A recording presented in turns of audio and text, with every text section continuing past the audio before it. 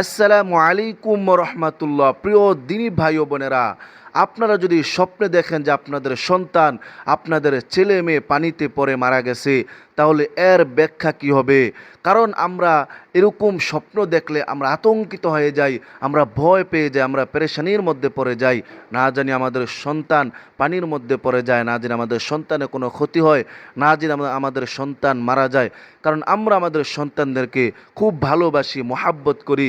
এই জন্য আমরা যখন এই স্বপ্ন দেখি আমরা পেরেশানির মধ্যে পড়ে যাই। আজকে এই ভিডিওর মধ্যে আপনাদেরকে সম্পূর্ণ ব্যাখ্যা বলে দিবে ইনশাআল্লাহ। আপনারা সম্পূর্ণ ভিডিও দেখতে থাকুন এবং যারা আমাদের চ্যানেল নতুন, অবশ্যই যে কোনো স্বপ্নের ব্যাখ্যা পেতে এবং অন্যান্য আমল সম্পর্কে জানতে, ইসলামিক ভিডিও পেতে আমাদের চ্যানেলটি সাবস্ক্রাইব করে দেবেন ইনশাআল্লাহ। তো প্রিয় দিনী ভাই বোনেরা, আপনারা যখন স্বপ্নে দেখবেন যে আপনাদের সন্তান পানিতে পড়ে মারা গেছে, লাশ হয়ে পানি থেকে উঠছে, তাহলে এর ব্যাখ্যা মূলত সন্তানের কোনো বাস্তব ক্ষতির লক্ষণ নয়। এই স্বপ্ন দেখলে আপনাদের সন্তানের কোনো ক্ষতি হবে এরকমটা নয়, আপনাদের সন্তানের কোনো বিপদ আসবে এরকম নয়, বরং আপনার মনের গভীরে অতিরিক্ত দুশ্চিন্তা, মানসিক চাপ ও বড় কোনো পরিবর্তনের ইঙ্গিত দেয়। আপনার মনের গভীরে যে অতিরিক্ত দুশ্চিন্তা আছে বা মানসিক চাপ আছে, হ্যাঁ, আপনি ওইগুলা থেকে পরিবর্তন হয়ে ফিরে আসতে পারেন। তো এই স্বপ্ন আমরা কেন দেখি, এর কারণ কি? এর কয়েকটা কারণ হতে পারে।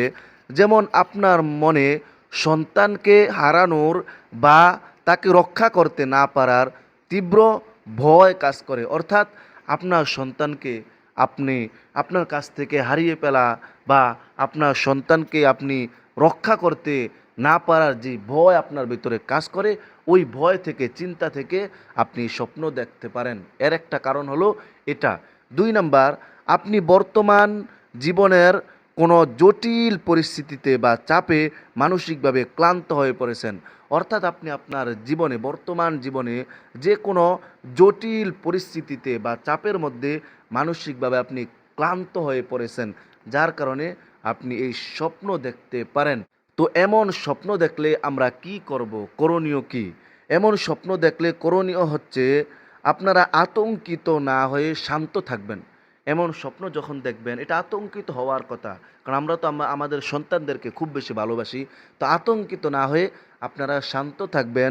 দ্বিতীয় কাজ হলো আপনারা আল্লাহর নাম মনে নিয়ে আপনাদের মনকে শান্তি রাখবেন এবং বেশি বেশি দান সদকা করার চেষ্টা করবেন। মনে মনে আল্লাহর নাম নেবেন এবং নিজের মনকে শান্ত রাখবেন এবং সামর্থ্য মতো যতটুকু পারেন আপনারা আল্লাহর রাস্তায় গরিব, মিসকিন, অসহায়দেরকে সাহায্য করে দেবেন ইনশাআল্লাহ। প্রিয় দিনী ভাই বোনেরা, আশা করি আপনারা এর ব্যাখ্যা বুঝতে পেরেছেন।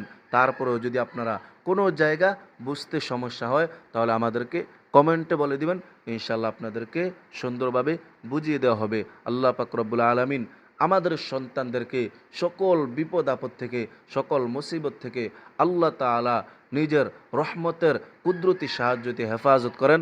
আল্লাহুম্মা আমিন। আসসালামু আলাইকুম ওয়া রাহমাতুল্লাহি ওয়া বারাকাতুহু।